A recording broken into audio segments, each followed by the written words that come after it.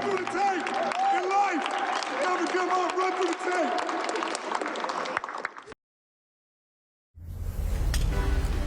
A couple of teams in the top 10 in scoring, but a low-scoring first half at Moda Center in Portland. The Blazers with a 40-36 lead behind LaMarcus Aldridge, who has 15 and 8 rebounds, 7 out of 12 from the floor. It is the Sprint Halftime Report. It is coming to you live from Studio J in Atlanta. Ernie Johnson, Shaquille O'Neal, Kenny the Jet Smith, and Charles Barkley. Kenny, what's up with Damian Lillard? He was 0 for 11 in regulation last night. Finished 1 for 13. First half tonight, he's only taken 2 shots, missed them both. What's up? Well, to me, with Damian Lillard is at his best when the three-point shot becomes the last weapon. When it becomes the first weapon, I think overall he's much more maintainable.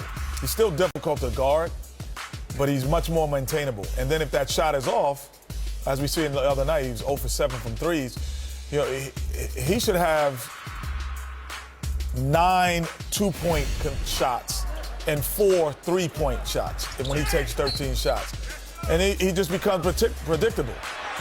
And I think that's the difference. But when he is in attack mode like that, regardless, he's not going to miss a lot of those. And to me, he gets into, I'm going to stay behind the 3-point line. More turnovers, 4 than points, 2 in the first half for Lillard. Meantime, Aldridge, has been no stopping him. You know, he's what's known as a stretch 4. And, you know, he's always been like this ever since he came into the league. And he has 2 sore left thumbs, Ernie, but he's playing unbelievable. 2 sore left thumbs? 2 sore left thumbs. That's hard. That's hard to do, Dr. No, O'Neal. you're right. It is hard to do. But he has 2 sore thumbs. If I had 2 left ones, I wouldn't care if they're sore. But you know what, Ernie? This kid has heart. He's unstoppable. This is his game right here. Right here. Watch this move right here, Ernie. Kareem. Kareem. That's pretty. That's a 2 right-handed jump hook. Yeah, he got 2 sore left thumbs, Ernie. Hey, Chuckster. We got what you What? They can't stop Aldridge down low. Yeah. Their best defensive guy is Chandler, but he plays out on perimeter a lot, so it really puts Dallas at a disadvantage. You see on most of those plays, they had Jefferson and Villanova trying to guard him. He's just going to be a tough matchup. So Aldridge is going to have a good advantage against the Mavs. I'm going to talk about the Damian Lillard thing. I think that he struggles offensively at times when they make him play defense. You go back to the game last night. Who was he guarding? Chris Paul. Chris Paul. So it's gonna hurt you offensively trying to chase Chris Paul around. That's the thing I think happened to him last night. And tonight, you know, Rondo is a very good defender. He's always moving. So I think sometime when guys, you know, I don't look at him as a great shooter. I think he's a streaky shooter. He's a very good player, but he's a streaky shooter.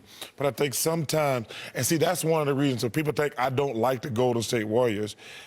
I think when you play against small guards, I think if you can beat them up, like Steph is great, him and Klay Thompson, but I would physically beat them up. And let me tell you something, those jump shots ain't gonna fall in game 3, 4, 5 because everybody gets tired. And when you play against good players, especially in the Western Conference, if you go on Westbrook, Lillard, Chris Paul, Tony Parker, that's the reason I think Golden State is going to struggle in the playoffs. I'm going to tell you, man, those guys are what I call donut makers. They make donuts every day. They're not tired making donuts, man. They shoot threes and shoot that shot every day. Game 3, Game 7, Game 1 with the same vigor because they look for those shots and they get those shots. I agree, and I keep going back to this. Ray Allen and Reggie Miller lived and had a career on shooting threes. Those 2 guys possibly shoot better than them. But I'm just saying, in a 7-game series, I don't believe you can make enough jumpers. You know, Golden State, I just think until they get big guys down low, they just got a small team. And I think you go against Aldridge, when you go against Zach and Gasol, those guys, I think you have a decided advantage against the Golden State Warriors down low. 40-36, the halftime score. The Blazers with the lead over the Dallas Mavericks. Back with more in just a second on the Sprint Halftime Report. Welcome to the Sprint Halftime Report. Check out the Sprint Cut Your Bill event today. Visit sprint.com/halfprice.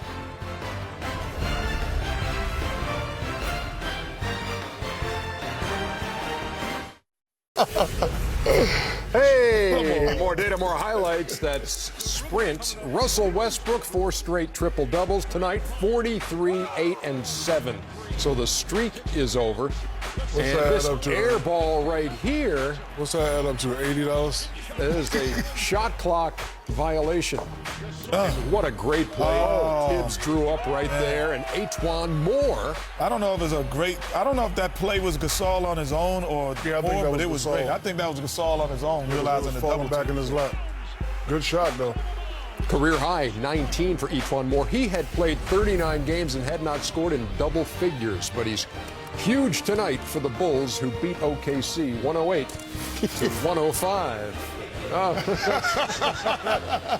How many thumbs are that? Hey, look at the jet out here, man. He's got his I'm 50 years old scooter now. Hey, it's nice.